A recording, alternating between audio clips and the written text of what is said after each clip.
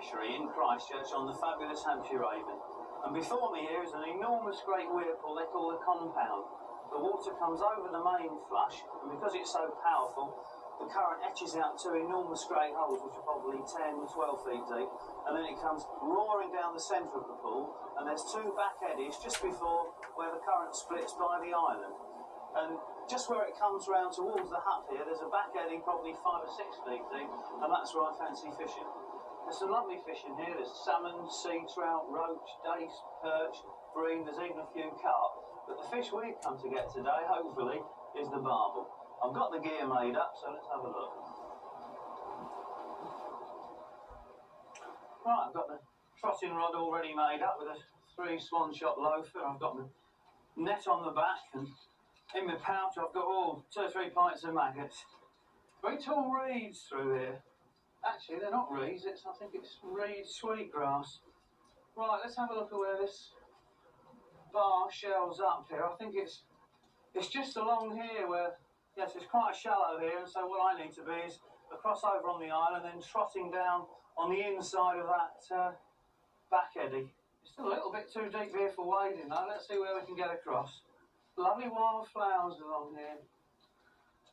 Of course, here we've got our old friend, the willow herb, and here's some hemp agramine. It's an unusual plant really. It's quite unique because it's got a bit of substance in it that's yet to be identified.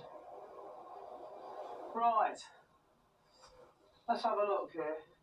It's getting a little bit shallower. This looks as good a spot as any. Well, I've got the waders on. Looks quite crunchy through. Whoops! Crunchy through here. Steady, Wilson. Oh, it's not too bad. There's a few deeper runs, but this is easy. Right, I think I'll walk along this other bank here. It's a bit shallower. There's loads of fry about here. Really is pretty here. Look at that lovely patch of purple loosestrife there. That's absolutely beautiful, that is. And here we got some nip bone, which, funny thing, it gets its name from the fact that in olden days it was used to heal bones when people broke them. Right, let's have a look through this water. It's so clear, there's fry everywhere. Oh, there's a little baby flounder gone scurrying off downstream. Although this is fresh water here, it's only about 2 miles from the sea, and of course you get a tremendous run of flounders, some of them up to about a pound in weight, and these little ones sometimes can be a nuisance when you're trotting maggots. Oh, here we are. I have to walk carefully at the tail end of the pool. There aren't too many boulders. There's 1 or 2 get thrown up by the winter floods. There's a couple there, and when you're wading in quite fast water, you've got to be fairly careful, really. It's not too deep. Right, let's get out. Right, let's have a look. That's about it as far as the waders go, I think. Right, let's try 3 or 4 maggots. Still lovely and sunny, but I don't like the look of those clouds over there. Looks like we're going to get some dark weather for the rest of the day. I think I'll try 4 maggots. I've got a size 12 hook on, direct to 4 pound line. It's probably a bit heavy if I catch any dace or roach, but then could contact a chub or hopefully a barbel, and you never really know. Right, we'll have to get it out further than that one though. That's better. Now I've got the float set about 5 or 6 feet, and look, this current's really pushing through here. It's not doing what I thought it was. I thought it was going to be going away from it, but it's not. It's cutting across diagonally, and there's a fair amount of wind. Oh, wind too. That's not bad. Fish first cast. It's a little tiny dace by the look of him though. I think these little blighters could be a bit of a menace actually. There's quite a few in this pool, and it's difficult to get down to the bigger fish. Right, let's just put a couple on this time.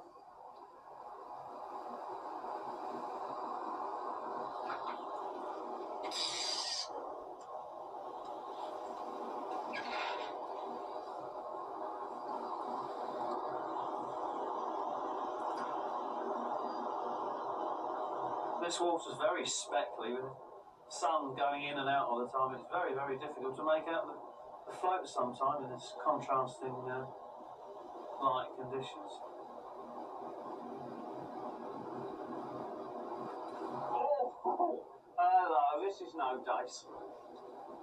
Oh, it's heading for the middle there. I have to be careful with this. Feels like a barbel. Careful, Wilson. Just moving down this bar was obviously a wise thing to do there. Oh, it's going up into that mainstream there. I have to be careful. Oh, the power on this rod is it's absolutely incredible against this flow. I just got no control on this, even on a 4-pound line. I'll have to watch where I'm standing here.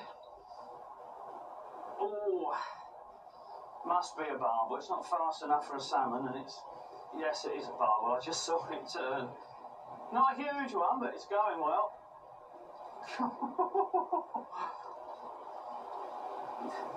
There he is. Oh, I have to be careful. Oh, I've got some line caught around the rod top there. I've got some weed in it. Oh no. Oh, it's alright now.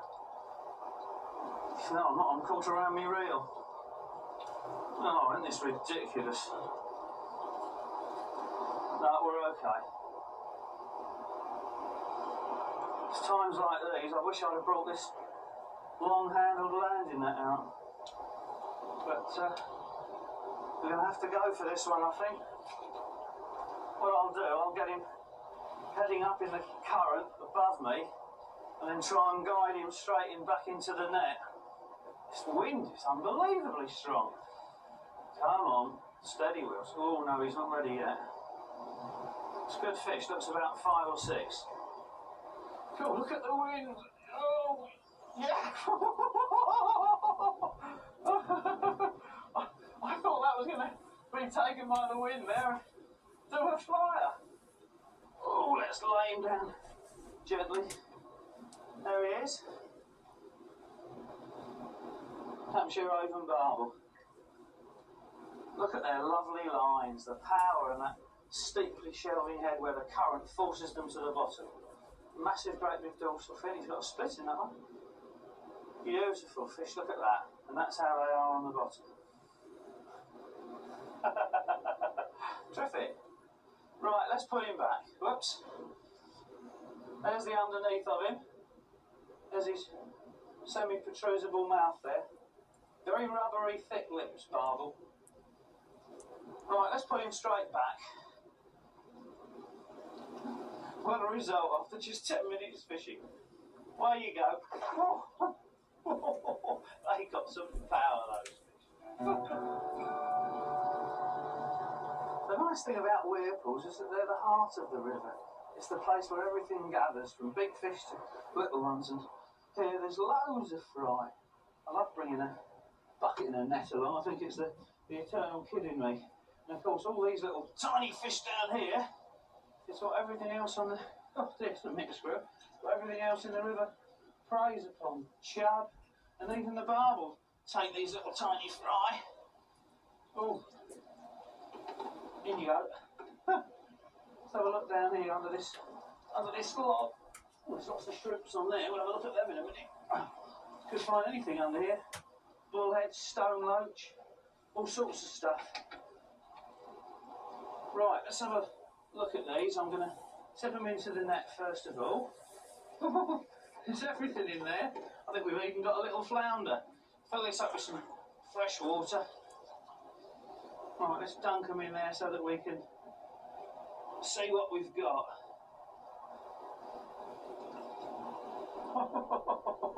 Well, we've got a right mixed squirrel here. Look at those. We've got a little tiny stone loach. Look at that with its mottled back there. We've got a lovely little flounder. Pretty little things they are. Oh, don't jump off. We've got a dace. And believe it or not, there, I think we've got a little tiny barbel. Look at that. That's the smallest barbel I've ever seen. There's another one there. Just about everything in this weir pool. And of course, chub and all the other fish chomp on these, even barbel. I suppose a barbel's capable of eating all of these. That flounders, absolutely beautiful. Let's see what else we've got. I think there's one or two more left.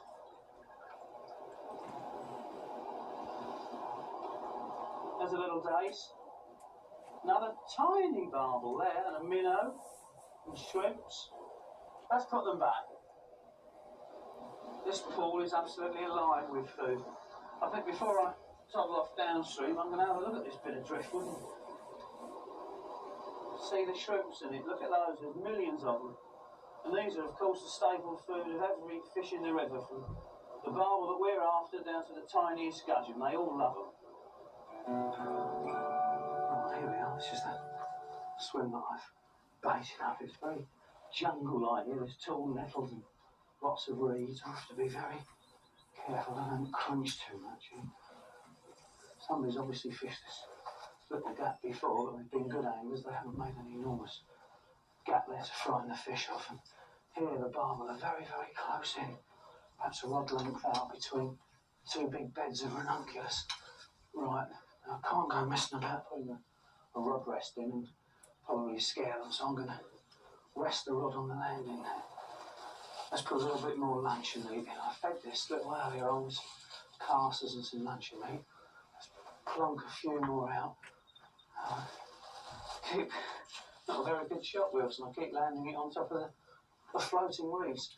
Shows you how dense that weed is. It's supporting some of the luncheon meat in that I put in before. That'll do. And the swim's full up with dace. There's thousands of them there. I can't see any barbel, but I can't really stand up and have a good look. Right, I'm gonna. Oh, let's put some bait on. Tackle for this sort of stalking is very, very simple. 2 swan shots about 6 inches from the hook, just to get the bait down quickly and hold it there, and a single cube of luncheon meat. I've got a size 6 hook on, chemically sharpened, and that's lovely.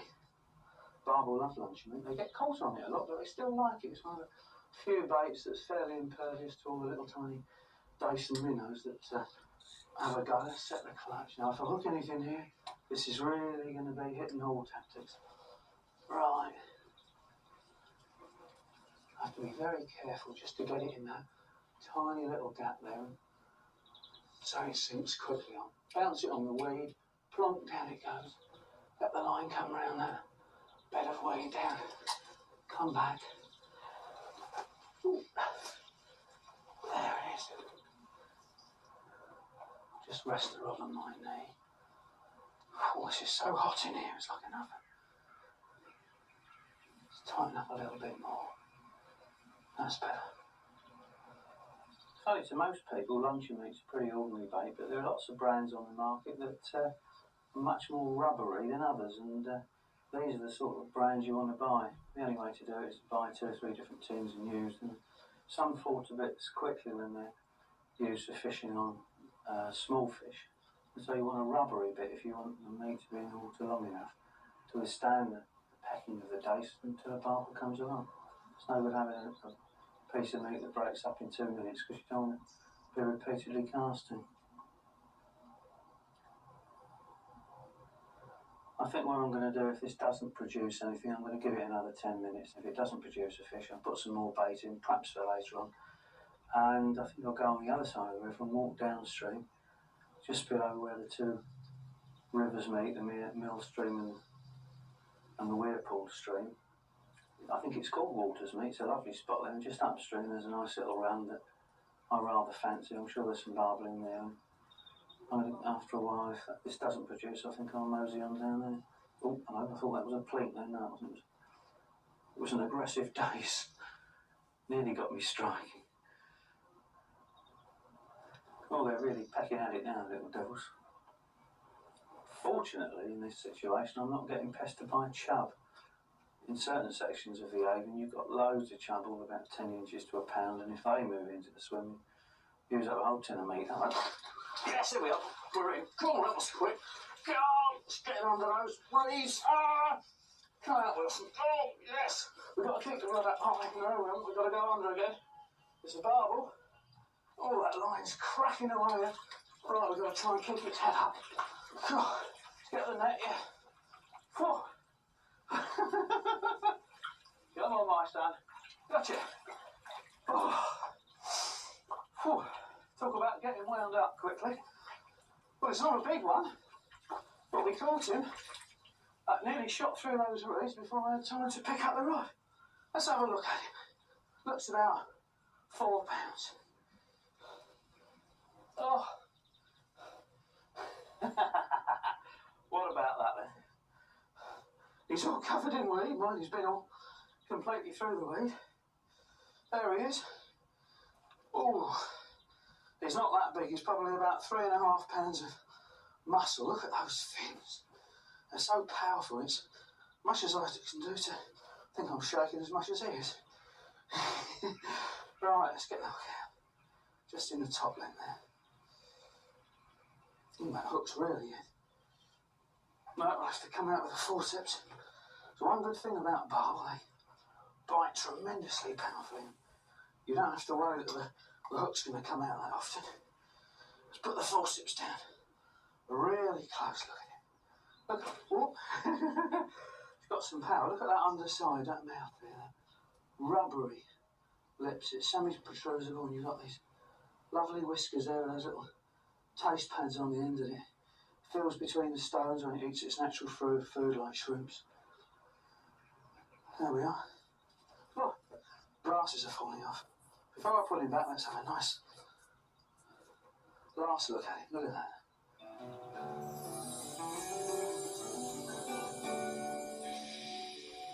The reason I'm done up in all this clutter is that I fancy having a go at this swim. It's a very challenging one indeed.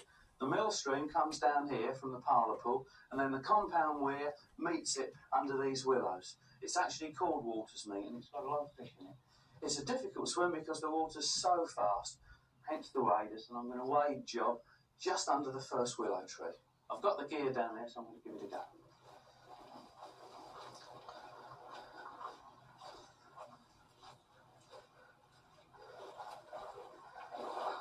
Well, it's a bit cramped in here. I've got catapult strangling me round my neck. I've got some lunch in me, about 100 log worms. I've got a bag of prawns and about the contents of 3 tins of sweet corn in there. And I've got a little tiny box with some hooks and shots in it. Forceps for unhooking. And the rig's very, very simple for these weedy waters. Starts with an 8 hook on 6 pound line, 18-inch hook linked to a little swivel. Above that, 6 pound, of course, as well. Below the swivel is a weak link. This is so if I get caught up in the weeds, that'll snap. It's only £3 breaking strain, and hopefully I'll still land the fish. If that doesn't snap, which it doesn't sometimes, I've got some lead-free split shots there, pinched on very lightly, and they'll perhaps slip off too. Let's see if it works, shall we?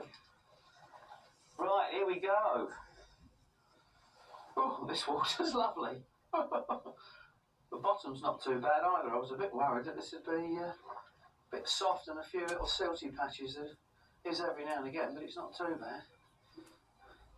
The flow's quite strong even here, and I'm nowhere near the fast water yet. I hope I'm not going to run out of waders here. Oh, God, that's a little bit soft there. Right, I think what I'm going to have to do is follow this weed bed and come as close to the swim as I can with a weed bed in between me and where I'm going to fish. If I go right through that gravel there, I'm going to scare everything in the river. It's funny in the river, a lot of fish spend their whole lives in runs between weed beds, and so they don't know what's going on in the run between the weed beds 3 yards away. And you can often fish very close to fish by creeping up on them, so long as you've got that sound barrier of reed beds between them. Right. God, nearly got that coot then. Ease that off the bottom, that's nice. Right. Now I'm going to hold it in that slack and see what happens, and see if we get a bite. I'm going to give it a couple of minutes stationary. I haven't had much of it plonking around, so we'll just try and be patient. And see if we can get a bite static. A lot of the fish in this river like it moving though, but Hello, yes, we're in. Hello, what's this? Oh, Wilson, steady with it. That took him that slap. But this current's ridiculous. The reel's falling off. No, isn't it? We've attracted the attentions of some holiday makers. So we don't look a fool and lose this. Oh, it's a brain.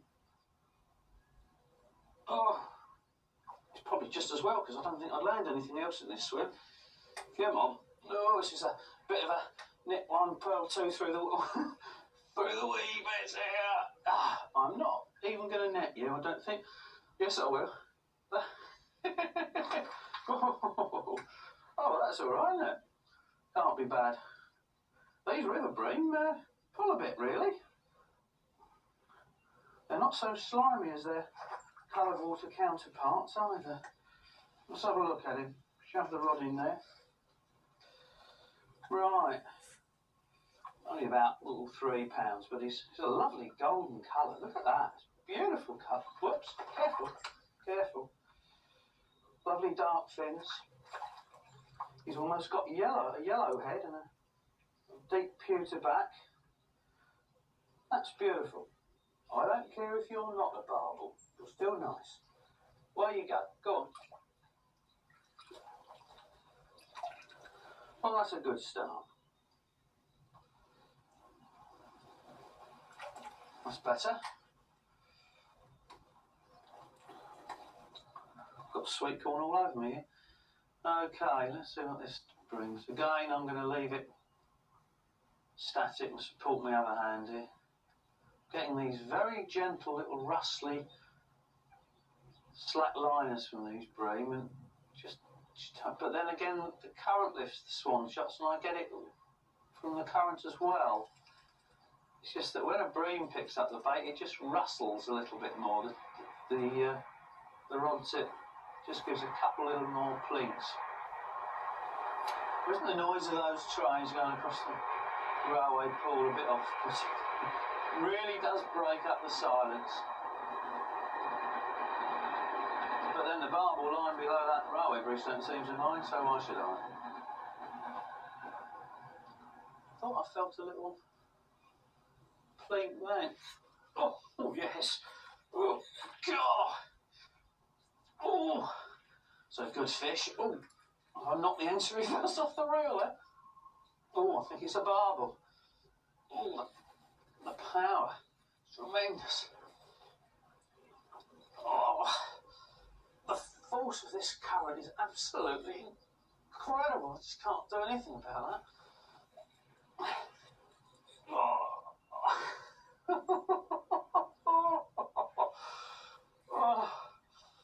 Oh, it's going upstream now.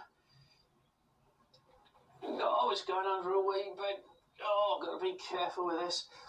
Oh, where's the net? See if I can net it upstream so I don't get any of that weed around it. Oh, come on. Oh, I'll have to net it where it is. Oh, well. It's not very big. But he's a barbel.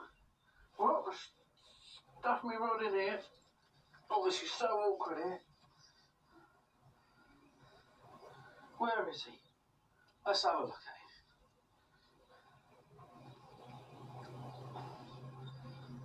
him. Well, landing it's turning round here. Oh, the hooking wasn't even very tight at all there. I didn't lose that one. Oh, he's still got some fight in him. There he is. Well, there we are. I thought we were going to finish on a bream, but we haven't. We've got a barbel. Isn't that lovely?